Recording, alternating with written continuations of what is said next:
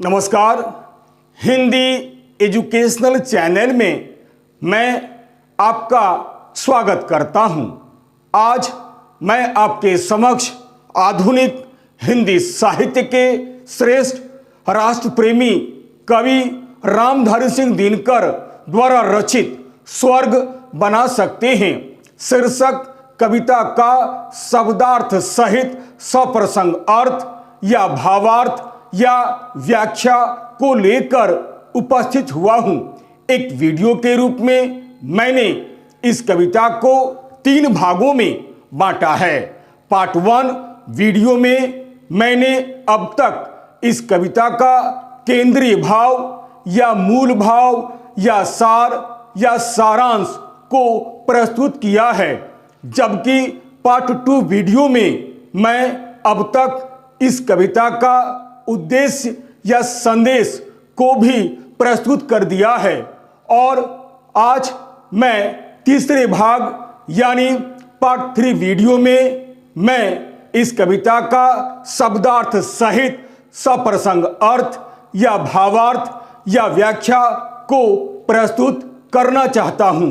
तो आइए अब मैं इस कविता का शब्दार्थ सहित सप्रसंग अर्थ या भावार्थ या व्याख्या को अत्यंत ही सरल भाषा में प्रस्तुत करने की कोशिश करता हूं। इसे आप ध्यान देकर सुनिएगा। राष्ट्र कवि रामधारी सिंह दिनकर द्वारा रचित स्वर्ग बना सकते हैं शीर्षक कविता का शब्दार्थ सहित सप्रसंग अर्थ या व्याख्या। स्वर्ग बना सकते हैं राष्ट्र कवि रामधारी सिंह दिनकर द्वारा लिखित एक बड़ी ही सुंदर कविता है। यह कविता राष्ट्र प्रेम से भरी हुई एक बड़ी ही सुंदर तथा बेजोड़ कविता है। यह कविता इनकी प्रसिद्ध रचना कुरुक्षेत्र से लिया गया एक अंश है। यह अंश 7वें सर्ग में वर्णित है। महाभारत युद्ध के पश्चात सरसैया पर लेटे हुए भीष्म पितामह धर्मराज युधिष्ठिर को जो अंतिम उपदेश देते हैं या अंतिम संदेश देते हैं, वही संदेश वही उपदेश इस कविता का मूल भाव है। पूरी कविता में कवि ने साम्यवादी विचारधारा का समर्थन किया है। दरअसल भीष्म पितामह धर्मराज युधिष्ठिर को जो उपदेश देते हैं वे कवि के अपने विचार हैं।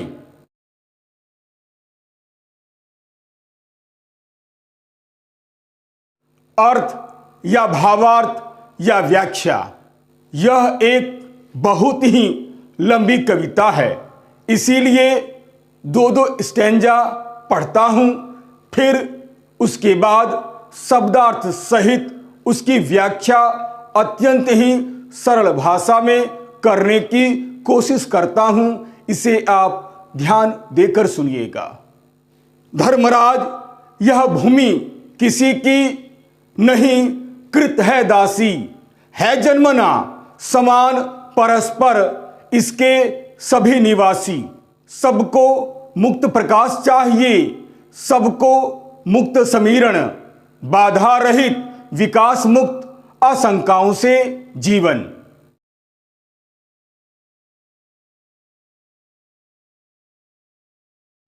आइए सबसे पहले उपर्युक्त पद्य खंड में जो कठिन शब्द उभर कर आए हुए हैं, मैं उन कठिन शब्दों के अर्थ को यहां पर बतलाने की कोशिश करता हूं, ताकि व्याख्या समझने में आपको कोई कठिनाई उत्पन्न न हो। ध्यान देकर सुनिएगा। शब्दार्थ। धर्मराज यानी धर्म का पालन करने वाले महाराज पांडु के पुत्र युधिष्ठिर। भूमि यानी धरती। कृत यानी खरीदी हुई। दासी यानी सेविका। जन्मना यानी जन्मा हुआ। परस्पर यानी आपस में। मुक्त यानी स्वतंत्र या बाधा रहित, समीरण यानी हवा, आशंकाओं यानी दुविधाओं या शंकाओं।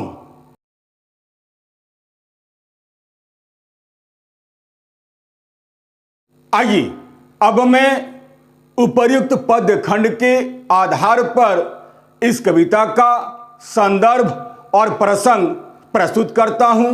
आप इसी प्रकार तैयारी कर सकते हैं। संदर्भ: प्रस्तुत पंक्तियां हमारी पाठ्य पुस्तक साहित्य सागर के पद्य भाग के अंतर्गत स्वर्ग बना सकते हैं नामक पाठ से ली गई है। यह कविता राष्ट्र कवि रामधारी सिंह दिनकर द्वारा लिखित एक बड़ी ही सुंदर कविता है। यह कविता उनकी प्रसिद्ध रचना कुरुक्षेत्र का एक अंश है। यह अंश सप्तम सर्ग में वर्णित है।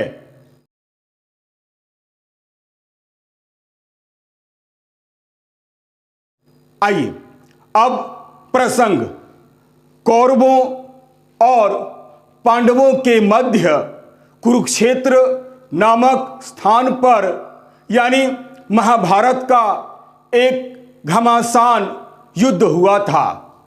घमासान युद्ध होने के पश्चात भीषण रक्तपात को देखकर धर्मराज युधिष्ठिर के मन में वैराग्य की भावना उत्पन्न होने लगी थी। मन बहुत ही उद्विग्न हो गया था। मन में अनेक तरह के प्रश्न उठने लगे थे। उसी समय धर्मराज युधिष्ठिर सरसैया पर लेटे हुए भीष्म पितामह के पास अपने उद्विग्न मन को शांत करने के लिए जाते हैं। भीष्म पितामह उसी समय धर्मराज युधिष्ठिर को एक अंतिम उपदेश देते हैं और कहते हैं कि हे धर्मराज, यदि हम प्रकृति प्रदत्त वस्तुओं का तथा निःशुल्क उपहारों का बिना किसी स्वार्थ के उपभोग मिल बांट कर करें तो इस धरती को हम स्वर्ग बना सकते हैं और हम सभी सुखी जीवन व्यतीत कर सकते हैं।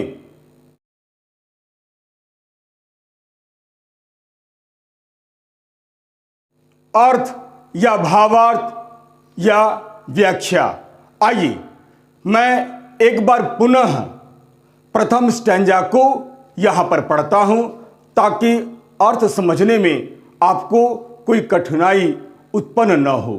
केवल पहला स्टैंजा: धर्मराज, यह भूमि किसी की नहीं कृत है दासी, है जन्मना समान परस्पर इसके सभी निवासी।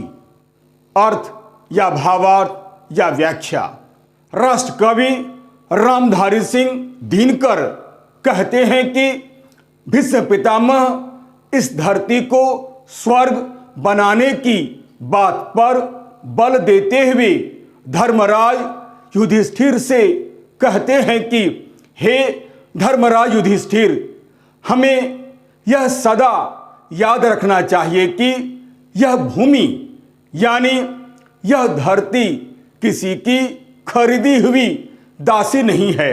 अर्थात कोई भी व्यक्ति इस धरती पर एकाधिपत्य अधिकार नहीं कर सकता है, बल्कि इस धरती पर जन्म लेने वाले सभी निवासी आपस में समान हैं।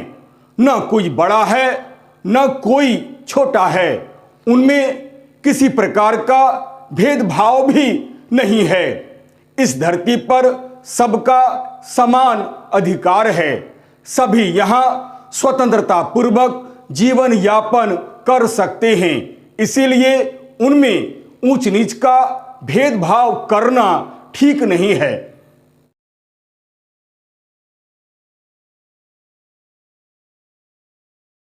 दूसरा स्टैंजा देखिए: सबको मुक्त प्रकाश चाहिए, सबको मुक्त समीरण, बाधा रहित विकास मुक्त आशंकाओं से जीवन। यानी हे धर्मराज युधिष्ठिर, हमें यह सदा याद रखना चाहिए कि इस धरती को हम तभी स्वर्ग के समान बना पाएंगे जब सबको विकास करने का समान अवसर प्राप्त होगा। साथ ही हमें यह भी याद रखना चाहिए कि सभी व्यक्तियों को जीने के लिए बाधा रहित प्रकाश की आवश्यकता है। सबको ही बाधा रहित विकास और आशंकाओं से विहीन जीवन की आवश्यकता है। अर्थात न तो किसी के विकास में कोई बाधा होनी चाहिए और न ही किसी के मन में किसी प्रकार का कोई संदेह ही होना चाहिए। सबका जीवन अत्यंत सरल और बाधा रहित होना चाहिए ताकि वे निश्चिंत पूर्वक स्वतंत्रता पूर्वक जीवन यापन कर सके।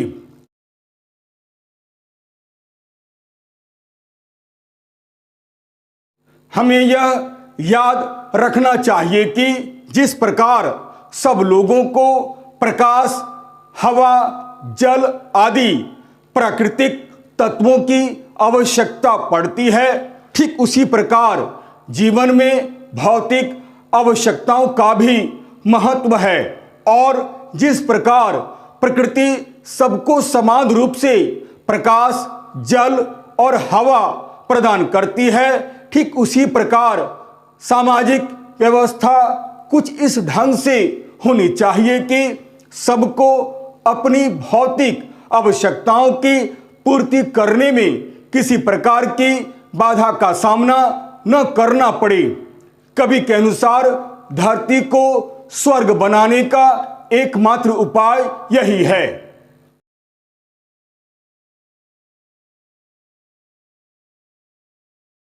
अगला स्टेंजा देखिए। लेकिन विघ्न अनेक अभी इस पथ पर अड़े हुए हैं, मानवता की राह रोक कर पर्वत अड़े हुए हैं। न्यायोचित सुख सुलभ नहीं जब तक मानव को चैन कहाँ धरती पर, तब तक शांति कहाँ इस भव को।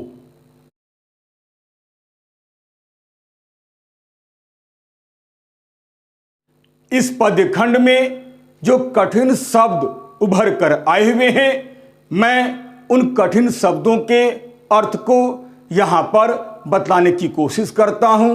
इसे आप ध्यान देकर सुनिएगा।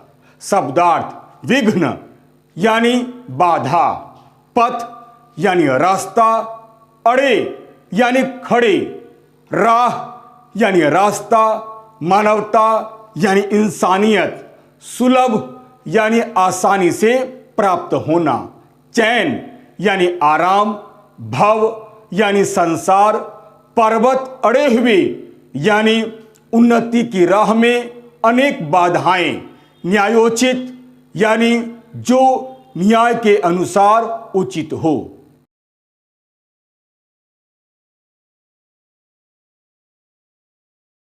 अर्थ या भावार्थ या व्याख्या। आइए मैं पुनः एक बार उपर्युक्त पद्य खंड को पढ़ने की कोशिश करता हूं ताकि अर्थ समझ में बिल्कुल आ जाए। ध्यान देकर सुनिएगा। लेकिन विघ्न अनेक अभी इस पथ पर अड़े हुए हैं, मानवता की राह रोक कर पर्वत अड़े हुए हैं। रामधारी सिंह दिनकर आगे कहते हैं कि भीष्म पितामह धर्मराज युधिष्ठिर को समझाते हुए कहते हैं कि हे धर्मराज युधिष्ठिर, यह भी सत्य है कि इस धरती को स्वर्ग जैसा बना पाना, अर्थात समाज में साम्यवादी सामाजिक व्यवस्था की स्थापना करना अथवा सामाजिक विषमताओं को दूर करना इतना आसान नहीं है। कारण हमारे जीवन में अनेक प्रकार की बाधाएं हैं और ये बाधाएं कोई छोटी मोटी भी नहीं हैं, बल्कि बहुत बड़ी हैं। दरअसल इन्हीं बाधाओं ने मानवता के विकास का पथ रोक दिया है।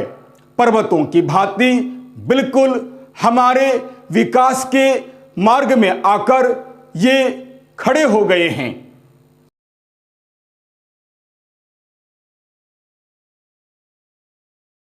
अर्थात हमारे सामने आज अनेक कठिन चुनौतियां हैं।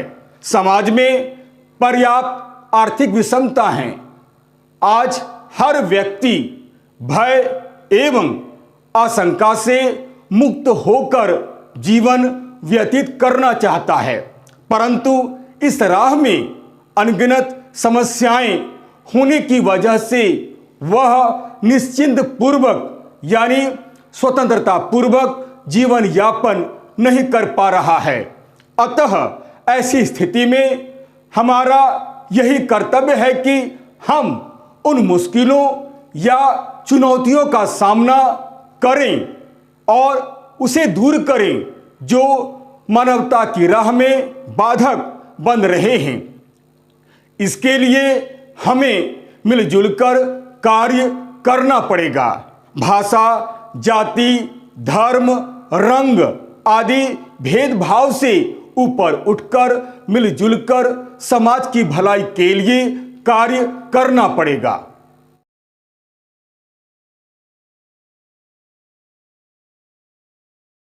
अगली पंक्तियां देखिए। न्यायोचित सुख सुलभ नहीं, जब तक मानव को चैन कहां धरती पर, तब तक शांति कहां इस भव को।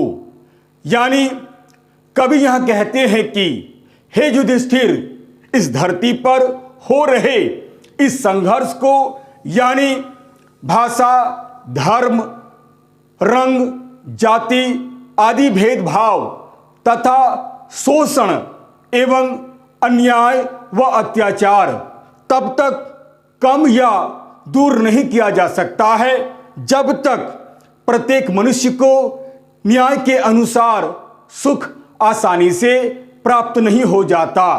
तब तक न तो इस धरती के निवासियों को सुख चैन ही मिल सकता है और न ही इस संसार में शांति की स्थापना की जा सकती है। अर्थात इस धरती पर स्थायी रूप से सुख शांति लाने के लिए साम्यवादी सामाजिक व्यवस्था को ग्रहण करना परम आवश्यक है। तभी लोगों को सच्चा सुख और सच्ची शांति मिलेगी।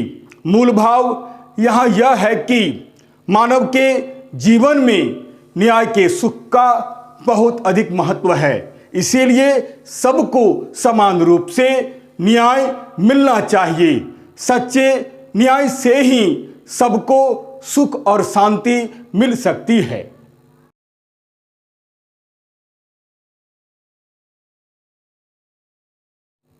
अगला स्टेंजा देखिए। जब तक मनुज का यह सुख भाग नहीं सम होगा, समित न होगा कोलाहल, संघर्ष नहीं कम होगा, उसे भूल वह फंसा परस्पर ही शंका में भय में, लगा हुआ केवल अपने में और भोग संचय में।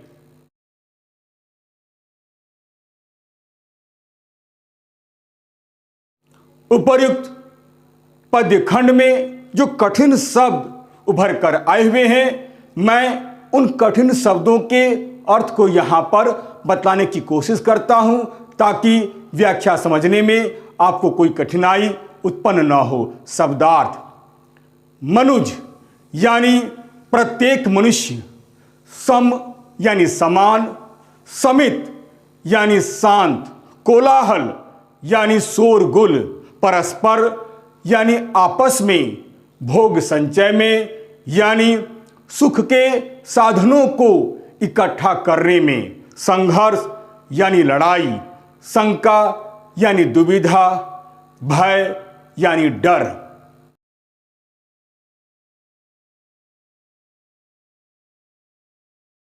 अर्थ या भावार्थ या व्याख्या।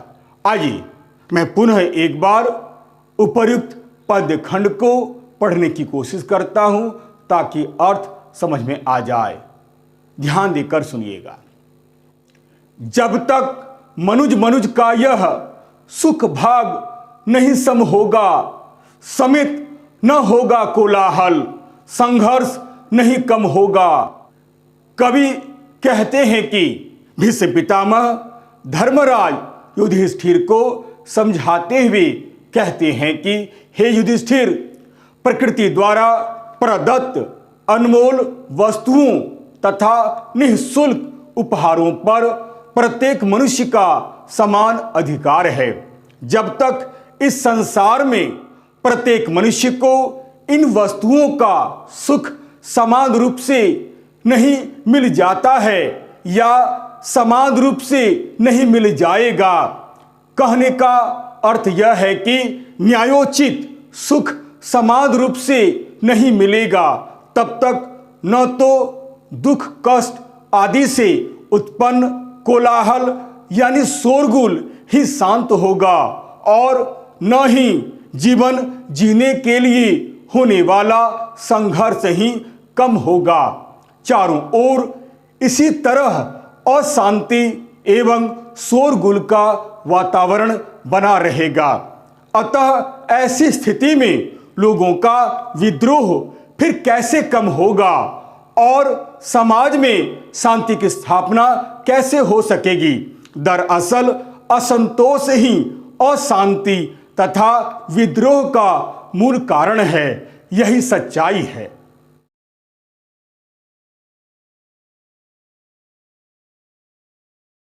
अगली पंक्तियां देखिए। उसे भूल वह फंसा परस्पर ही शंका में, भय में लगा हुआ, केवल अपने में और भोग संचय में।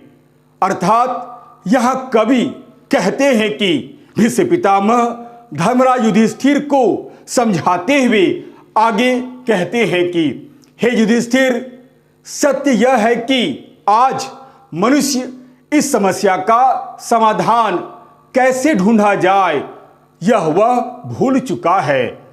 वह इस सत्य को बिल्कुल भूलकर स्वार्थी हो गया है। वह केवल अपने घर परिवार के स्वार्थ की पूर्ति में लगा हुआ रहता है। हमें यह याद रखना चाहिए कि सुख व्यक्ति की नहीं, समाज की संपत्ति है और उस सुख पर प्रत्येक व्यक्ति का अधिकार है। परंतु मनुष्य इस सत्य को भूल गया है। वह स्वार्थ में इतना अंधा हो गया है कि उसे हमेशा कुछ न कुछ खोने का डर बना हुआ रहता है, जिससे वह संकालु और डरपोक बन गया है। इसीलिए वह केवल अपने ही सुख को प्राप्त करने की कोशिश में लगा हुआ रहता है और इसके लिए वह सुख के साधनों को इकट्ठा करने में जुटा हुआ रहता है या जुट गया है। तभी तो यह टकराव और संघर्ष समाज में कम नहीं हो रहा है। कवि ने यहाँ स्वार्थ रहित समतापूर्ण समाज की कल्पना की है।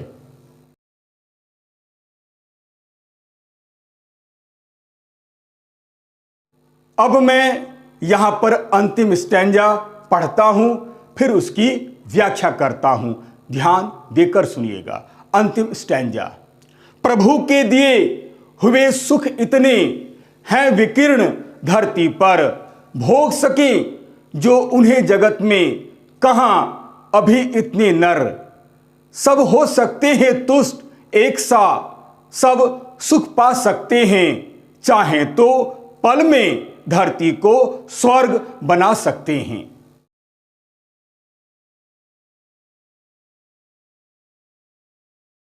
उपर्युक्त पद्य खंड में जो कठिन शब्द दिखलाई दे रहे हैं, मैं उन कठिन शब्दों का अर्थ आपके सामने प्रस्तुत करता हूं।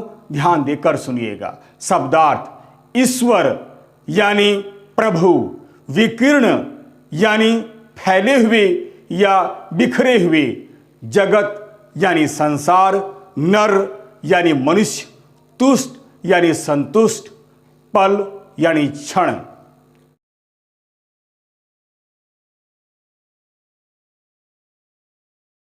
अब मैं पुनः एक बार उपर्युक्त पंक्तियों को पढ़ने की कोशिश करता हूं ताकि अर्थ स्पष्ट हो जाए।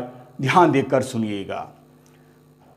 प्रभु के दिए हुए सुख इतने हैं विकीर्ण धरती पर, भोग सके जो उन्हें जगत में, कहां अभी इतने नर। अर्थ या भावार्थ या व्याख्या। कवि कहते हैं कि हे युधिष्ठिर, परमात्मा के दिए हुए इस संसार में सुख के इतने साधन बिखरे हुए हैं कि क्या कहा जाए। यानी मनुष्यों की संख्या से भी अधिक सुख इस धरती पर बिखरे हुए हैं। कहने का अर्थ यह है कि इस धरती पर रहने वाले मानव मात्र के लिए ईश्वर ने सुख आराम फैला रखे हैं कि मनुष्य पूरी तरह से उसका सदुपयोग नहीं कर सकता है। मनुष्य की संख्या सुख साधनों की तुलना में अभी भी बहुत कम है। मनुष्य यदि शांति भाव से मिलजुल कर इन सुखों का उपभोग या उपयोग मिलजुल कर करे तो सभी सुखी हो जाएंगे और आपस में टकराव के लिए कोई जगह ही नहीं रहेगी। परंतु मनुष्य बड़ा स्वार्थी है। वह केवल अपने ही सुख सुविधाओं की चिंता करता है। वह केवल अपने ही सुख सुविधाओं को इकट्ठा करने के लिए बेचैन रहता है।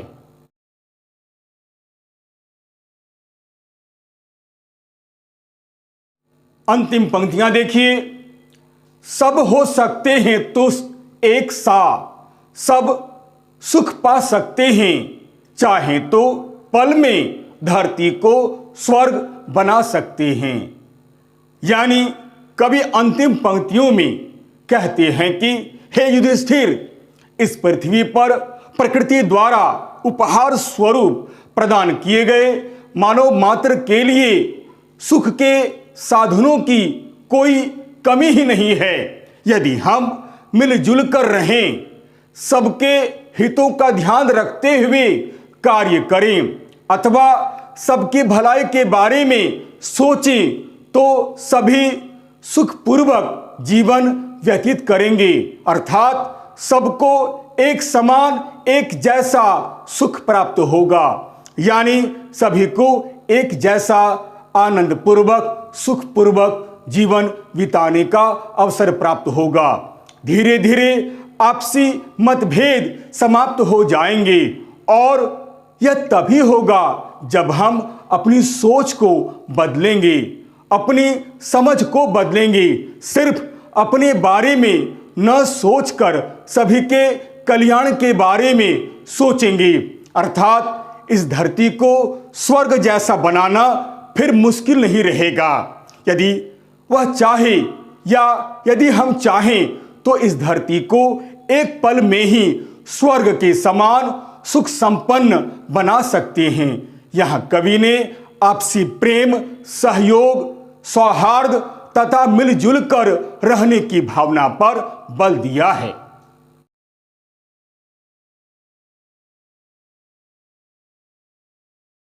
अतः इस कविता का मूल उद्देश्य या संदेश लोगों में मानवतावादी गुणों को जागृत करना है। राष्ट्र प्रेम के साथ साथ समाज में फैली विषमता व मनुष्यता को दूर कर समता के आधार पर समाज की स्थापना करने पर बल देना है। वैयक्तिकता का विरोध कर सामाजिकता को महत्व देना है। पूरी कविता में कवि ने साम्यवादी विचारधारा का समर्थन किया है। दरअसल भीष्म पितामह धर्मराज युधिष्ठिर को जो उपदेश देते हैं वे कवि के ही अपने विचार हैं।